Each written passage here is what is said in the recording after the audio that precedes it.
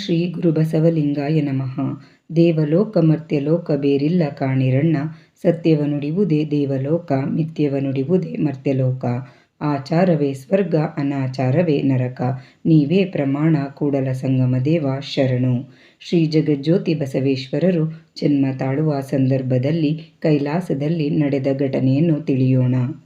ಇತ್ತ ನಂದೀಶ್ವರರು ಅನಿಮಿಷ ಮಹಾರಾಜನಿಗೆ ಲಿಂಗವನ್ನು ಕೊಟ್ಟು ಕೈಲಾಸಕ್ಕೆ ಬರುತ್ತಿರುತ್ತಾರೆ. ಇದೇ ಸಮಯಕ್ಕೆ ಕೈಲಾಸದಲ್ಲಿ ಶಿವನ ಸಮ್ಮುಖದಲ್ಲಿ ಸಭೆ ಸೇರಿರುತ್ತಾರೆ. ಈ ಸಭೆಗೆ ನಾರದ ಮುನಿಗಳು ಸಹ ಆಗಮಿಸುತ್ತಾರೆ. ಆಗ ಶಿವನು, ನಾರದ ಮುನಿಗಳೇ, ಎಲ್ಲಿಂದ ಆಗಮಿಸುತ್ತಿರುವಿರಿ ಎಂದು ಕೇಳುತ್ತಾರೆ. ಆಗ ನಾರದ ಮುನಿಗಳು, ನಾನು ಭೂಲೋಕದಿಂದ ಆಗಮಿಸುತ್ತಿರುವುದಾಗಿ ಹೇಳುತ್ತಾರೆ. ಆಗ ಪರಶಿವನು ಭೂಲೋಕದ ಸಮಾಚಾರವೇನೆಂದು ಕೇಳಲು ನಾರದ ಮುನಿಗಳು, ಭೂಲೋಕದಲ್ಲಿ ಶಿವಭಕ್ತರು ನಶಿಸಿ ಹೋಗುತ್ತಿದ್ದಾರೆ ಹಾಗೂ ಮತ್ತೊಂದು ಕಡೆ ಶಿವಭಕ್ತರಾದಂತಹ ಮಂಡಗೆಯ ಮಾದಿರಾಜ ಮತ್ತು ಮಾದಲಾಂಬಿಕೆ ದಂಪತಿಗಳು ಮಕ್ಕಳ ಸಂತಾನಕ್ಕಾಗಿ ವೃಷಭನೋಂಪಿ ಅಥವಾ ನಂದೀನಾಥನ ನೋಂಪಿ ವ್ರತವನ್ನು ಮಾಡುತ್ತಿದ್ದಾರೆ ಎಂದು ವಿವರಿಸುತ್ತಿರುತ್ತಾರೆ. ಇದೇ ಸಮಯಕ್ಕೆ ಕೈಲಾಸದ ದ್ವಾರದಲ್ಲಿ ಗಲಾಟೆಯ ಶಬ್ದ ಕೇಳಿಬರುತ್ತದೆ.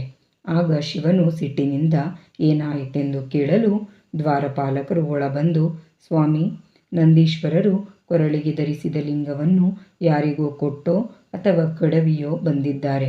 ಅದಕ್ಕೆ ಕೈಲಾಸದ ನಿಯಮಾನುಸಾರ ನಂದೀಶ್ವರರನ್ನು ಕೈಲಾಸದ ಒಳಗೆ ಬಿಟ್ಟುಕೊಂಡಿಲ್ಲ ಎಂದು ಹೇಳುತ್ತಾರೆ. ಆಗ ಪರಶಿವನು, ಎಂತಹ ಕೆಲಸ ಮಾಡಿದಿರಿ ನೀವು? ನಂದೀಶ್ವರನೆಂದರೆ ಯಾರು? ಎರಡನೆಯ ಶಿವ, ಶಂಭುವಿನ ಅಂಶ ಎಂದು ಹೇಳುತ್ತಾ ನಂದೀಶ್ವರರನ್ನು ಒಳಗೆ ಕರೆತಂದು ಶಿವಸ್ವರೂಪಿಯಾದ ಲಿಂಗವನ್ನು ಏನು ಮಾಡಿದೆ ಎಂದು ಕೇಳಲು ನಂದೀಶ್ವರರು ಭೂಲೋಕದಲ್ಲಿ ಅನಿಮಿಷ ಮಹಾರಾಜನಿಗೆ ಲಿಂಗವನ್ನು ಕೊಟ್ಟು ಬಂದ ಘಟನೆಯನ್ನು ತಿಳಿಸುತ್ತಾರೆ. ಆಗ ಪರಶಿವನು ನಂದೀಶ್ವರನಿಗೆ ಮತ್ತೊಂದು ಲಿಂಗವನ್ನು ಕೊಡಲು ಮುಂದಾಗುತ್ತಾರೆ. ಅಲ್ಲೇ ಸಭೆಯಲ್ಲಿ ಇದ್ದಂತಹ ನಾರದ ಮುನಿಗಳು ಇದನ್ನು ತಡೆದು, ಪ್ರಭು, ಲಿಂಗವಿಲ್ಲದೆ ಕೈಲಾಸಕ್ಕೆ ಬರುವುದು ತಪ್ಪಲ್ಲವೇ? ಮತ್ತು ಆ ತಪ್ಪು ಯಾರು ಮಾಡಿದರೂ ಸಹ ತಪ್ಪೆ. ಆ ತಪ್ಪಿಗೆ ತಕ್ಕ ಶಿಕ್ಷೆ ಆಗಲೇಬೇಕು ಎಂದು ಹೇಳುತ್ತಾರೆ.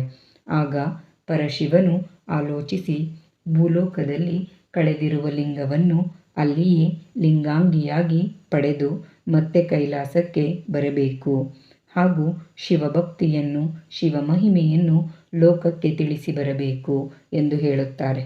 ಆಗ ನಂದೀಶ್ವರರು ಬಹಳ ದುಃಖದಿಂದ ಮುಂದೆ ಏನು ಮಾಡಬೇಕೆಂದು ಕೇಳಿದಾಗ ಪರಶಿವನು, ನೋಡಲ್ಲಿ ಕನ್ನಡ ನಾಡಿನ ಉತ್ತರ ದಿಕ್ಕಿನಲ್ಲಿರುವ ಇಂಗಳೇಶ್ವರದ ಬಾಗೇವಾಡಿಯಲ್ಲಿ ಮಂಡಗೆಯ ಮಾದಿರಾಜ ಹಾಗೂ ಅವರ ಎರಡನೆಯ ಪತ್ನಿ ಮಾದಲಾಂಬಿಕೆ ಎಂಬ ಶೈವ ಬ್ರಾಹ್ಮಣರಾದ ದಂಪತಿಗಳು ವೃಷಭನೋಂಪಿ ಅಂದರೆ ಸಾಕ್ಷಾತ್ ನಂದೀಶ್ವರನಾದ ನಿನ್ನ ವ್ರತವನ್ನು ಮಾಡುತ್ತಿದ್ದಾರೆ.